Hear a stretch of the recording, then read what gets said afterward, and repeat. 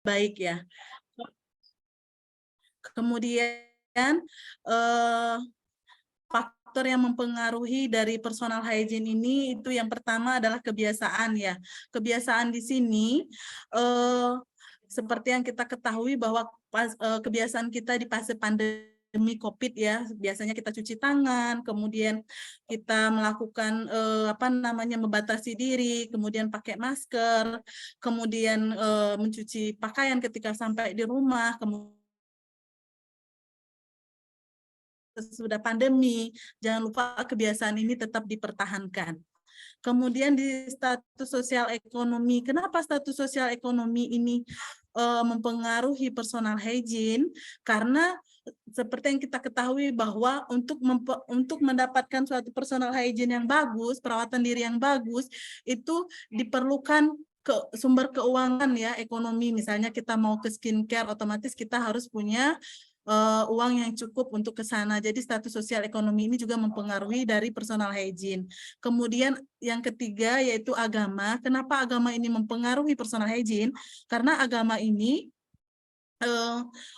seperti yang kita ketahui bahwa agama kita mengajarkan bahwa kebersihan itu adalah sebagian dari iman. Jadi kalau kita bersih, jadi apapun yang kita lakukan itu akan baik. Kemudian dari tingkat pengetahuan atau perkembangan individu, di situ seperti kita ketahui bahwa untuk perawatan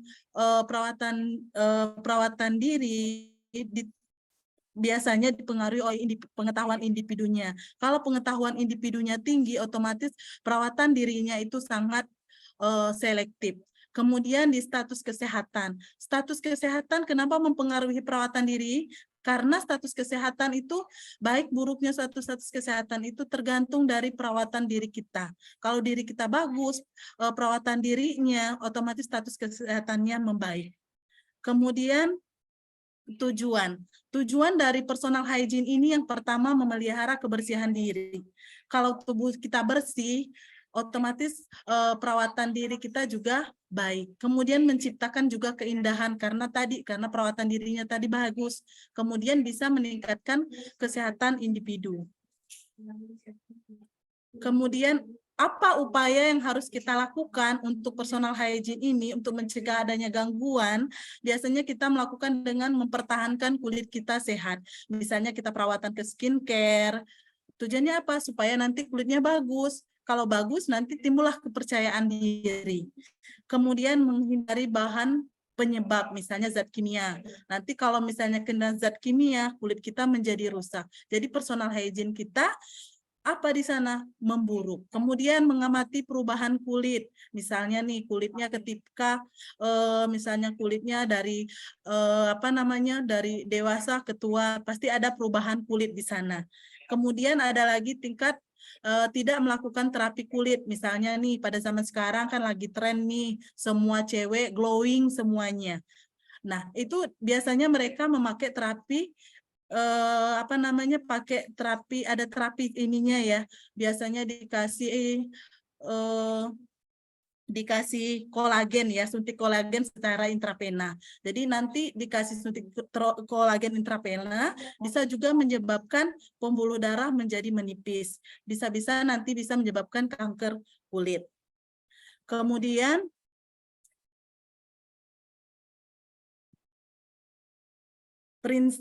prinsip dari personal hygiene ini, kebersihan kulit dan membran mukosa itu sangatlah penting karena kulit juga merupakan garis pertahanan tubuh yang pertama dari kuman penyakit. Bila kulit sehat, bersih, terpelihara, kita dapat terhindar dari berbagai penyakit, mulai dari gangguan, kelainan yang mungkin muncul. Selain itu juga dapat menciptakan perasaan yang segar, nyaman, membuat seseorang menjadi cantik atau beautiful ya, kalau misalnya personal hygiene-nya bagus.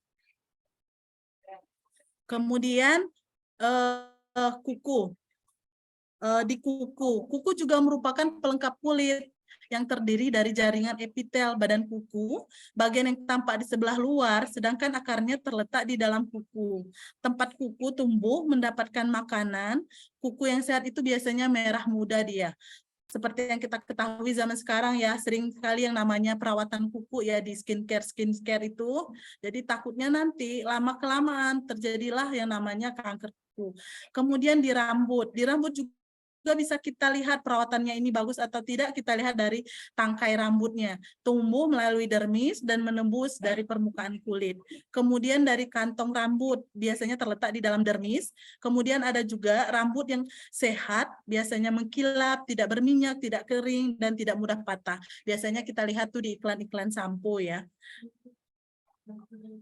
Kemudian gigi dan mulut. Kenapa gigi dan mulut ada juga pengaruhnya ke personal hygiene? Karena mulut ini merupakan rongga yang tidak bersih dan penuh dengan bakteri, karena itu harus dibersihkan. Kenapa? Penyebabnya karena bisa juga menyebabkan kerusakan gigi. Misalnya kita sering mengkonsumsi makanan manis, menggigit benda keras, kebersihan mulutnya kurang bisa menyebabkan kanker mulut atau dia menjadi stomatitis. Kemudian tujuan dari perawatan gigi dan mulut ini mencegah penyebaran penyakit yang ditularkan melalui gigi dan mulut. Misalnya penyakit tipes ya atau hepatitis biasanya.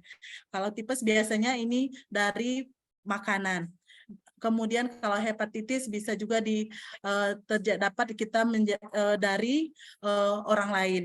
Kemudian penyegah penyakit mulut dan gigi, kemudian meningkatkan daya tahan tubuh. Jadi itulah tujuan dari perawatan gigi dan mulut. Kemudian mata. Kenapa mata juga? Tujuannya hanya untuk mempertahankan kesehatan mata. Kalau mata kita selain itu juga bisa mencegah infeksi. Di bagian perineum, biasanya ini kita lakukan yang namanya tindakan personal hygiene yang kita lakukan pada wanita. Supaya apa? Untuk mencegah dan mengkontrol terjadinya infeksi, misalnya ISK, infeksi saluran kencing. Kemudian mencegah kerusakan kulit, kemudian meningkatkan kenyamanan, kemudian mempertahankan kebersihan diri. Kemudian pada wanita, perawatan perineumnya biasanya dilakukan membersihkan area genitalia eksternal, biasanya mandi 2 kali sehari ya ibu-ibu, bapak-bapak. Kemudian umumnya wanita itu lebih suka melakukan mandi itu biasanya sendiri tanpa bantuan orang lain. Tapi apabila dia masih mampu untuk melakukannya secara mandiri. Tapi kalau misalnya dia sudah bed rest total, berarti keluarganya atau perawat yang melakukannya. Kemudian pria, di pria biasanya perawatannya, biasanya ini pada pasien sirkumsisi ya, biasanya dilakukan mandinya 2 kali sehari. Kemudian biasanya kita bersihkan itu bagian, maaf ya Prof, bahasanya kulup pada penis yang menyebabkan urin mudah terkeluar di sekitar gland penis yang lama-kelamaan akan menyebabkan timbulnya berbagai penyakit, misalnya kanker penis. Kemudian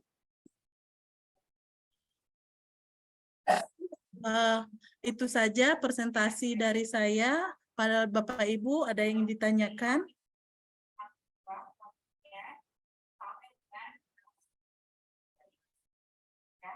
Kalau tidak ada, untuk pertemuan kali ini cukup sampai di sini. Saya akhiri. Wabillahi taufiq wal hidayah. Wassalamualaikum warahmatullahi wabarakatuh.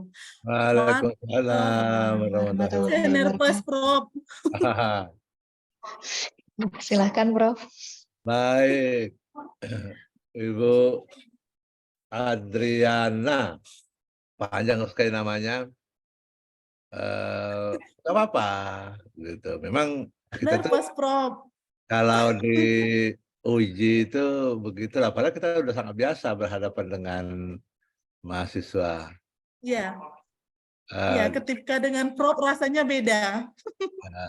Dulu saya lihat mahasiswa itu kalau mau ujian tuh selalu cari-cari soal terdahulu gitu. Kalau mau ujian tesis, skripsi, atau disertasi gitu. Para mahasiswa itu sering tanya, dosen itu suka nanya apa gitu. Kalau saya itu nggak biasa seperti itu. Gitu. Saya nggak akan cari kunci jawaban. Nggak akan cari soal-soal sebelumnya. Saya akan jawab apapun juga yang dipertanyakan. Dan kalau saya tidak bisa jawab, jelas saya tidak mengerti pertanyaan itu gitu. Oke, saya komentar sedikit. Kalau kita mau mengajar itu paling tidak ada sedikit entry behavior ya. kata lainnya apersepsi. Kita bisa jelaskan bahwa ini pertemuan lanjutan, atau ini materi baru, atau ini apa begitu. Kalau pertemuan lanjutan kita jelaskan serba sekilas apa yang telah kita jelaskan sebelumnya. Mungkin juga dengan penjelasan atau mungkin juga dengan pertanyaan. Yang kedua, untuk seluruhnya ini aplikasi sederhana semacam ini menjadi penting. Misalnya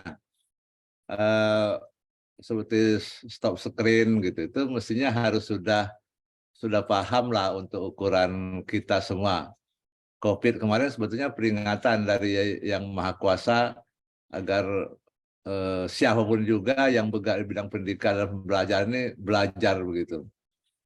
Itu cukup waktu kita pelatihan 2 tahun gitu ya untuk menyesuaikan diri dengan realitas. Saya faktanya masih juga ada yang tertinggal.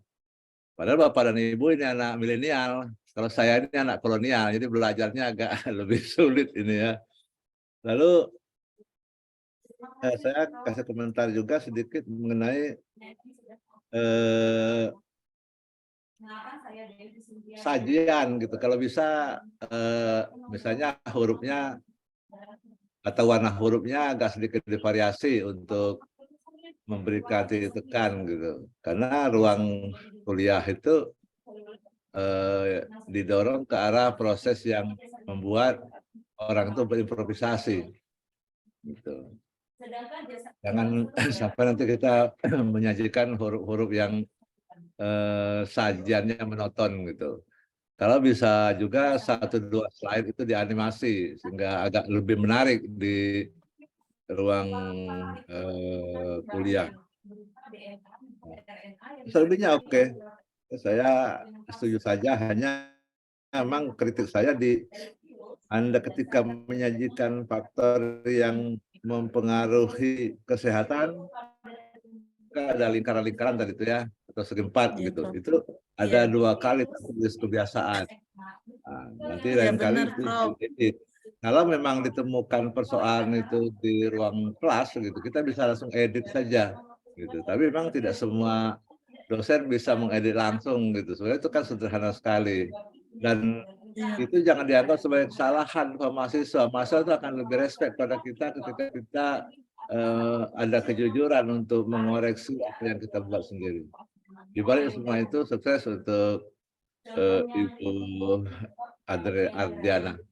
Ya, oke. Terima kasih ya, Prof. Dan sudah Baik. berdandan sama Pak Elvira. Terima kasih. Iya, Ibu. Semangat, Ibu. Iya, terima kasih. Baik. Baik, kita lanjut Bapak Ibu. Berikutnya kepada Bapak Muhammad Yasir Iqbal Daulay, SE-MBA dari Universitas Bengkulu, kami persilahkan. Ibu Adriana terlebih dahulu izin bisa stop share screen. Stop share screen ya. Jangan nggak bisa juga ini.